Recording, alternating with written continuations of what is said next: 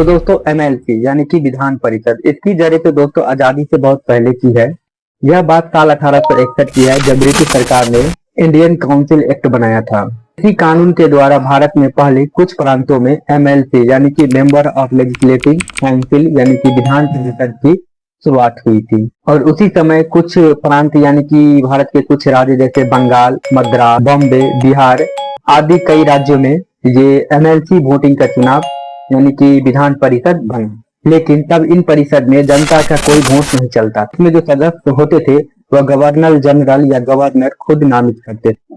मतलब कि लोकतंत्र नहीं था, सिर्फ अंग्रेजों का नियंत्रण था। इस पर ब्रिटिश गवर्नमेंट का कंट्रोल था। आजादी के बाद संविधान की बहस, फिर आया साल 1947 और भारत आजाद हुआ। संविधान सभा बनी और अब सवाल उठा, क्या राज्य में दो सदन होने चाहिए जैसे कि केंद्र में लोकसभा और राज्यसभा है। इसमें दो मत हुए। डॉक्टर भीमराव अम्बेडकर ने कहा हाँ, राज्य में दो सदन होनी चाहिए ताकि सरकार पर नियंत्रण रहे और कानून पर गहराई से चर्चा हो सके।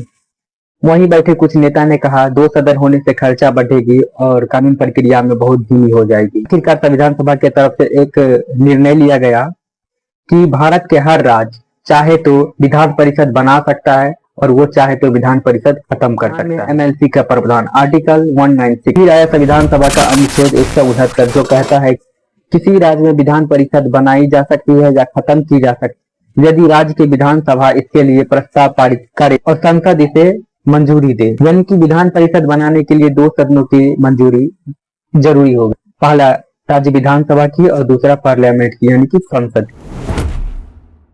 भारत में एमएलसी की शुरुआत, संविधान लागू हुआ 26 जनवरी 1950 और इसी दिन भारत में विधान परिषद की संवैधानिक मान्यता मिली। इससे पहले 1952 में विधान परिषद की और इस समय विधान परिषद निम्नलिखित राज्य बने जैसे उत्तर प्रदेश, बिहार, बॉम्बे, मद्रास, वेस्ट बंगाल। क्योंकि हम कह सकते हैं कि एमएलसी की शुरुआत 1952 में ही बिहार में एमएलसी की शुरुआत। और अब बात करते हैं बिहार की। बिहार विधान परिषद यानी कि सबसे पुरानी विधान परिषद में से एक, इसकी स्थापना 1952 में हुई जब बिहार विधानसभा ने विधान परिषद बनाने की प्रस्ताव पारित किए और सांसद ने इसे मंजूरी दिया और बना बिहार लेजिस्लेटिव काउंसिल एक्ट 1951। इस तरह से बिहार में पहली बार एमएलसी का चुनाव हुआ। तब से अभी तक ये व्यवस्था बिहार में चल रही है। अब सवाल उठा है कि आखिरकार एमएलसी का वोटिंग क्यों शुरू की गई। इसका उद्देश्य था राजनीतिक में सिर्फ नेता नहीं बल्कि शिक्षित और स्नातक वर्ग के बुद्धिजीवी लोग भी शामिल हो सके।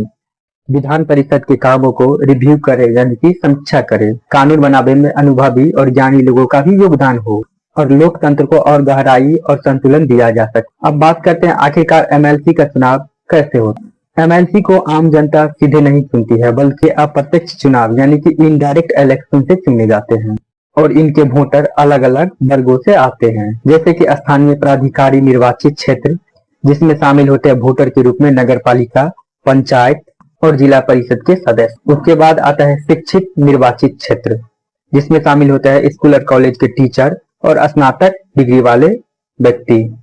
उसके बाद आता है विधानसभा के निर्वाचित क्षेत्र जिसमें शामिल होता है राज्य के एमएलए और कुछ लोग ऐसे होते हैं जिन्हें राज्यपाल खुद नामित करते हैं जिसमें कि विशेष वर्ग के लोग होते हैं जैसे कि शिक्षा और समाज सेवी के क्षेत्र से लोग होते हैं। देखते हैं कि आम जनता का एमएलसी से लाभ होता है या हानि होता है। बात करें लाभ की तो अनुभवी और शिक्षित लोगों की राय सरकार तक पहुंचती है।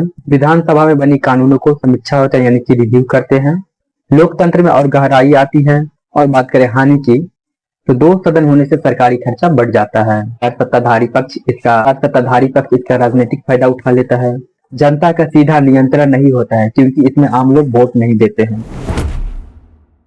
जनता इसमें कैसे भाग ले सकते हैं। तो दोस्तों भले ही आम जनता सीधे एमएलसी को वोट नहीं करते हैं लेकिन अगर आप ग्रेजुएट हैं या टीचर हैं तो आप भी इसमें वोटर के रूप में शामिल हो सकते हैं। अब देखते हैं हम ग्रेजुएट वर्ग के लिए वोट देने के लिए क्या क्या क्वालिफिकेशन होनी चाहिए। सबसे पहले भारत का नागरिक होना चाहिए और कम से कम 30 वर्ष आयु पूरा कर चुका हो और 3 साल पहले ग्रेजुएट डिग्री प्राप्त कर ली हो। उसके बाद निर्वाचन कार्यालय में जाकर फॉर्म संख्या 18 में फॉर्म फिल करके अपना डिटेल्स फिल करके आप नाम जुड़वा सकते हैं। उसके बाद आपका नाम ग्रेजुएट वोटर लिस्ट में शामिल हो जाएगा और एमएलसी के चुनाव में आप वोट दे पाएंगे। दोस्तों अब आप जानते हैं कि एमएलसी की शुरुआत अंग्रेज के जमाने में साल 1861 में ही हो गई थी। भारत में इसे 1950 में संविधान सभा लागू होने पर अपनाया गया था और 1952 में बिहार जैसे राज्य में पहली बार एमएलसी का चुनाव हुआ था। इसे बनाने का मकसद था लोकतंत्र को और मजबूत करना, शिक्षित और अनुभवी वर्ग के लोगों का आवाज शासन प्रशासन तक पहुंचे। लेकिन हाँ, इसके कुछ नुकसान भी है। खर्च बढ़ता है और जनता का सीधा नियंत्रण नहीं रहता है। फिर भी अगर आप ग्रेजुएट है या सरकारी टीचर है, गवर्नमेंट टीचर है, तो आप इस प्रणाली में हिस्सा ले सकते हैं, क्योंकि यही असली लोकतंत्र का ताकत है। एंड लास्ट में दोस्तों हम कहते जाएंगे कि अगर आपको यह वीडियो जानकारी पूर्ण लगा होगा तो वीडियो को लाइक, शेयर और चैनल को सब्सक्राइब करते जाएंगे कि हम आगे भी ऐसा ही ज्ञानवर्धक वीडियो आप तक लेके आते रहेंगे। धन्यवाद। जय हिंद।